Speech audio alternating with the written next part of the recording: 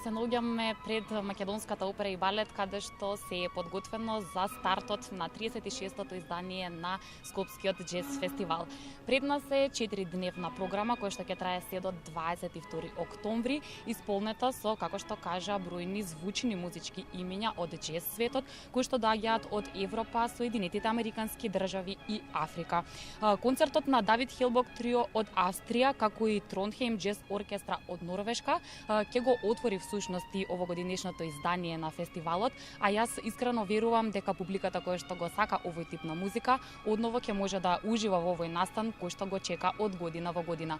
Како течат подготовките и како самите организатори очекуваат да помине и ова издание на Скопје џез фестивал, во овој дневник разговарам со првиот човек на Скопје џез фестивал, па во дневникот на телевизија 24 му посакувам добри ден на господинот Оливер Белопета.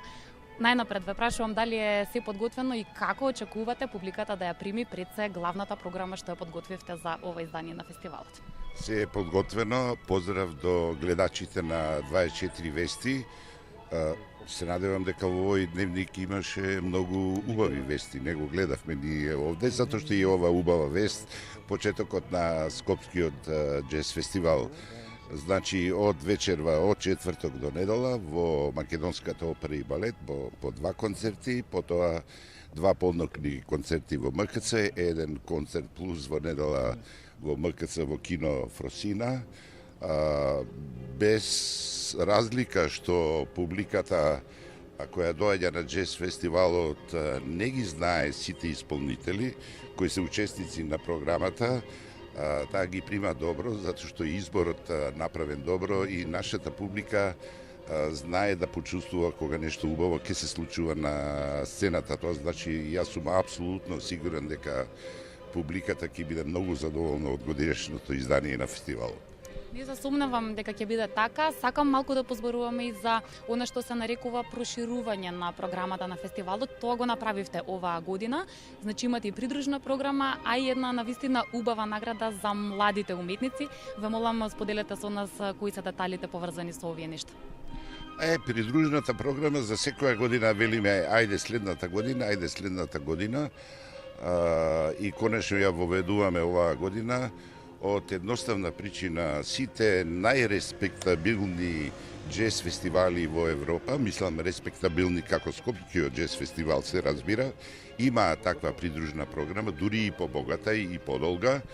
И оваа година успеавме да направиме такво нешто со многу ексклузивни настани на таа придружна програма.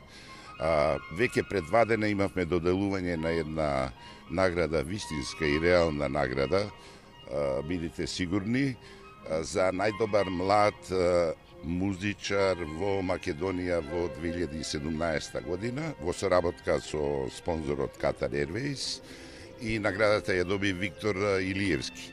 Утре вечер, утре претпладне во кино Фросина, во соработка со Македокс, имаме една програма за млади, или може да се каже и за деца, иако и јас уживам во тој филм, еден документарно игран филм Диксиленд. Во сабота попладне во кино Фросина ќе имаме презентација од еден словенешки познат критичар, филозоф, социолог и така натаму Ичо Видмар.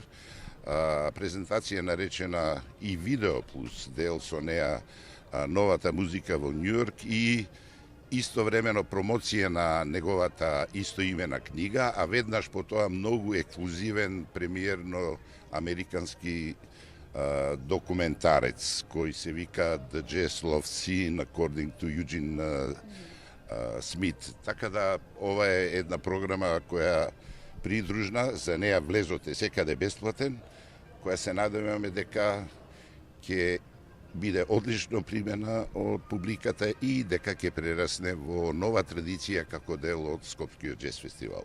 Ви благодарам многу за разговорот во рамки на вестите во телевизија 24.